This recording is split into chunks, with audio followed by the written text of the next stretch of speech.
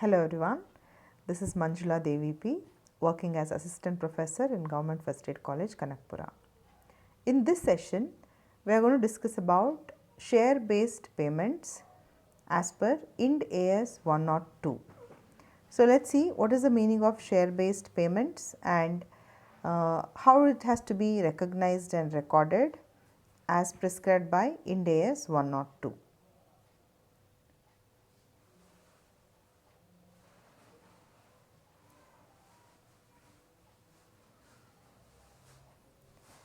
So basically this share-based payments applies to transactions in respect of goods or services received by the entity.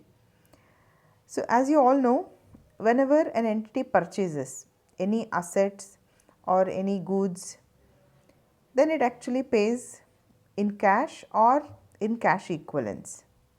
Like an asset is coming in, an asset goes out. Suppose if it is not paid, until it is paid, it becomes the liability, isn't it? So in this case, it's a special case where the goods are coming in. It could be inventories, it could be consumables, it could be any asset like property, plant and equipment, or it could be any intangible asset or any other asset. Okay. So the company is acquiring it, but they are not making payment in cash, but it is paid on the basis of, like, they are paying shares in return to it, or there are cash based share payments also. We will see what it is. Totally, the company is acquiring the assets, it could be inventory or any other asset. In return to that, payment is based on shares or the share value of the company, or they are actually paying shares in return. Instead of cash, they are paying shares. So in the share based transaction, there are three types. One is equity settled share based payments. The other one is cash settled share based payments. Then share based payments with cash alternatives. So first and foremost, equity based settled share based payments. As the name itself indicate, so here in return to the asset, they are paying equity shares. Suppose you are buying 1 lakh worth rupees machinery, okay, and in return to that, say they are giving 10,000 shares of rupees 100 each. Say let's imagine they are paying it at par. So they are issuing 10,000 shares at rupees 100 each.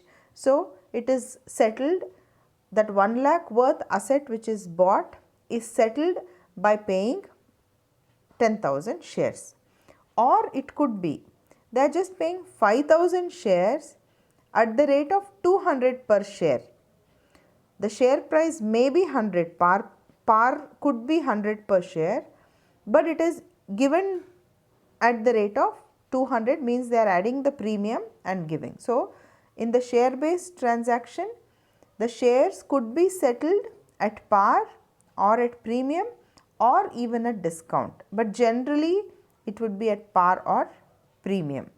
So where you are acquiring an asset and paying equity in return.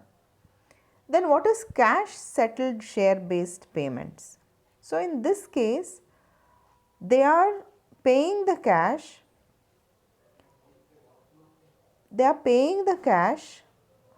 and the cash is calculated on the basis of share price of the entity.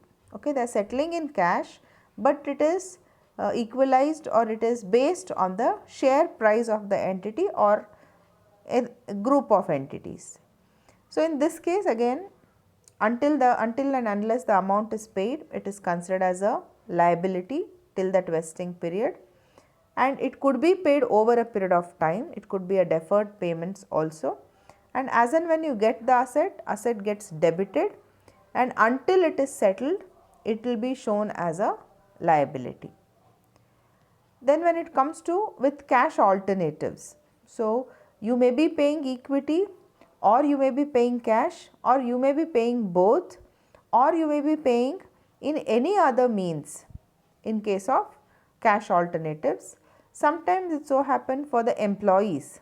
You might have heard about ESOP, that is employee stock option plans. So instead of paying the bonus, they may be paid shares. Okay, so where eventually they'll become the shareholders of the company as well as being the employees. Even that comes under share based payments.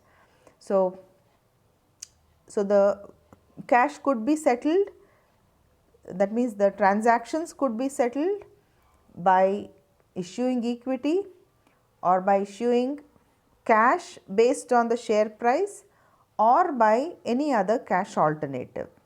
So in Ind AS 102, it gives the journal entries or the treatment of such transaction where the share based payment is made. So share based payment could be equity based, cash settled, or settlement with any cash alternatives. Hope the concept is clear to you. As per Bangalore University, 5th semester International Financial Reporting Standard syllabus, for Ind AS 102, you have theory, you don't have numericals on this. So you need to know about what is Ind AS 102, what is the meaning of share based payments, and what are the different modes in which the settlement can be done. So hope the concept is clear to you. Please do the further reference of the prescribed textbooks. Sorry, one second.